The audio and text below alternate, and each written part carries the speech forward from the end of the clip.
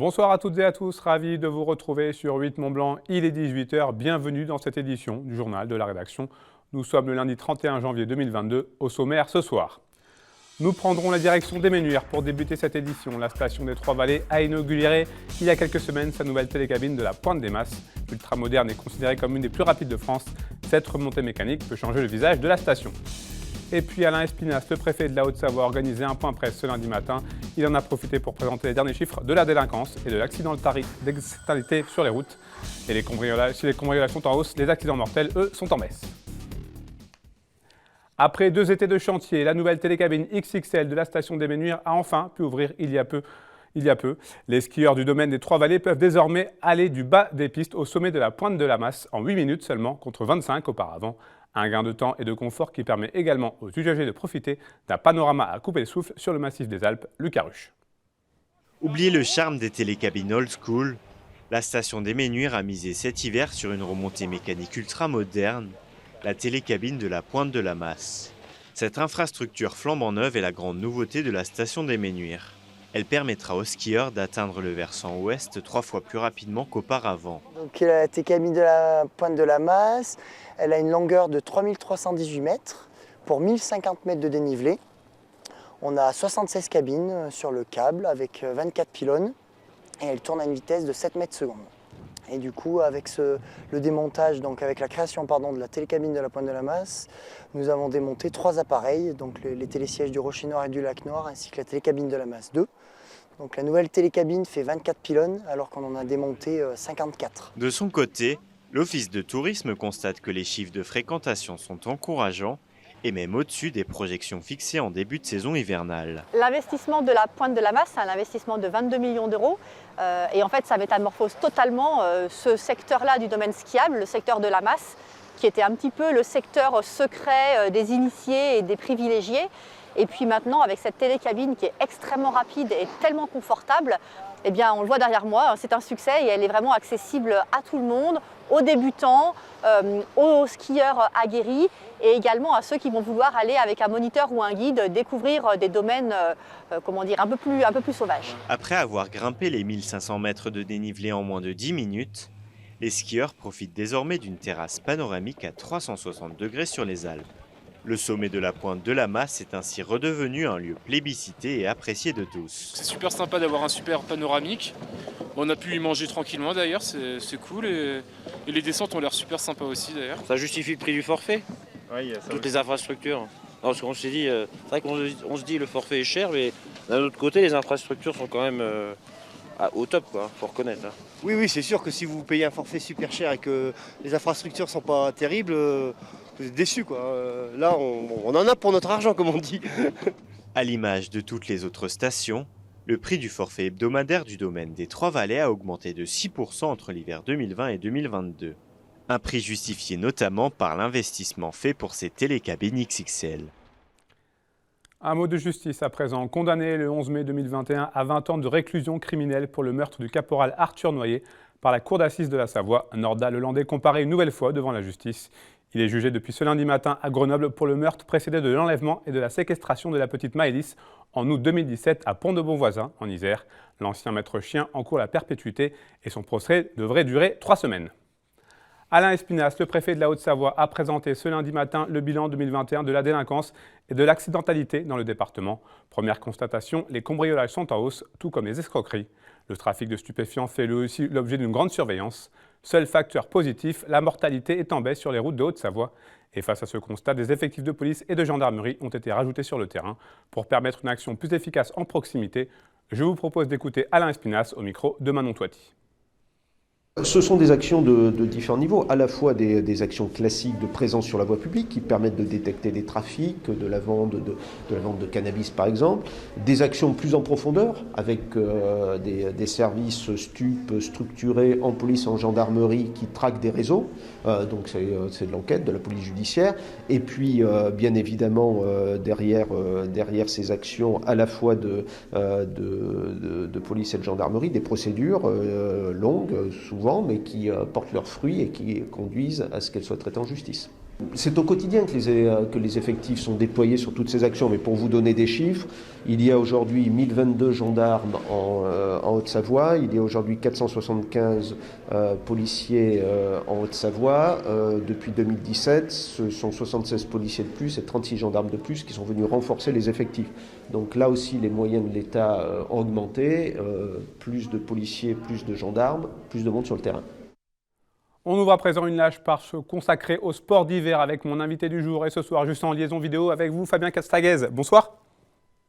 Bonsoir. Merci d'avoir accepté notre invitation. Je rappelle que vous êtes le directeur technique national de la Fédération française de ski. Première question, dans quel état d'esprit êtes-vous à 4 jours de la cérémonie d'ouverture des Jeux Olympiques de Pékin 2022 ? Dans un bon état d'esprit, évidemment, c'est toujours un événement majeur pour nous tous les 4 ans. C'est le fil rouge parfois d'une carrière, parfois d'une période olympique. Donc c'est toujours avec grand bonheur qu'on accueille le début des Jeux Olympiques. La liste officielle des athlètes sélectionnés a été dévoilée la semaine dernière. 88 sportifs vont donc représenter la France, 51 hommes, 37 femmes. Comment est-ce que vous la trouvez, cette équipe de France ? Je trouve que c'est une équipe de France. Pour ce qui nous concerne, la Fédération française de ski, on a 72 athlètes sélectionnés, qui est plus resserré que d'habitude, avec une grande densité dans certaines disciplines et avec des stars un peu moins affirmées. Je m'entends quand je dis ça. Évidemment, à Pyeongchang, quand on est parti à Pyeongchang, on avait par exemple un Pierre Voltier ou un Martin Fourcade qui faisaient partie de l'effectif et qui sont restés des années le numéro 1 mondial de leur discipline. On notera que 46 d'entre eux, des athlètes, viennent des Pays de Savoie, une marque de reconnaissance. Oui, vous savez, les Pays de Savoie, c'est Comité Mont-Blanc, Comité de Savoie. On a bien évidemment une densité très forte dans ces deux grands comités, mais 46% de la délégation, c'est important. Et puis après, il y a tous les autres territoires qui sont représentés. Les porte-drapeaux ont aussi été annoncés la semaine dernière, avec là aussi la présence de 3 locaux, Tessa Worley, Kevin Roland, Benjamin Davier. Un petit mot sur ces 3 noms, ces 3 beaux porte-drapeaux. C'est une très belle reconnaissance pour ce qui concerne Tessa. Championne magnifique, à qui il manque qu'une seule médaille olympique. Elle est déjà tout gagnée. Kevin Roland, c'est pareil.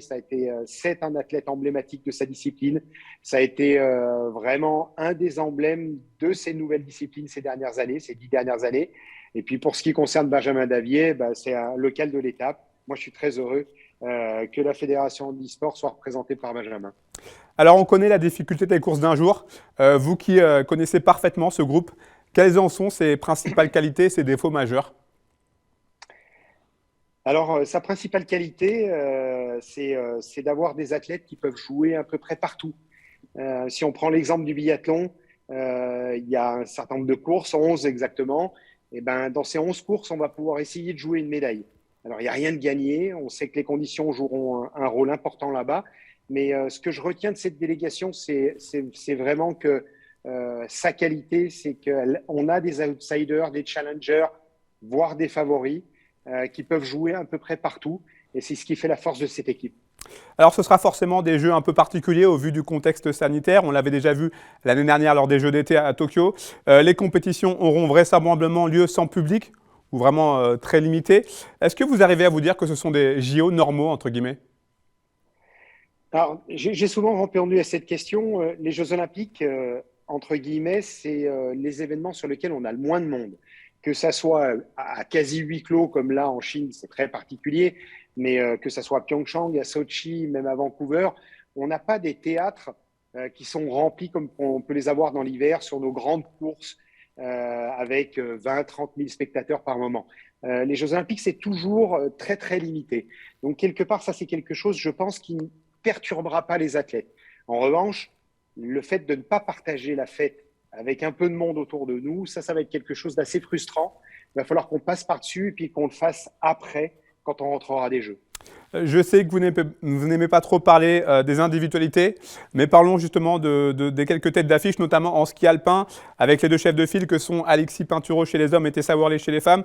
Alexis Pinturault ne semble pas être dans la forme de sa vie, en tout cas au niveau des résultats.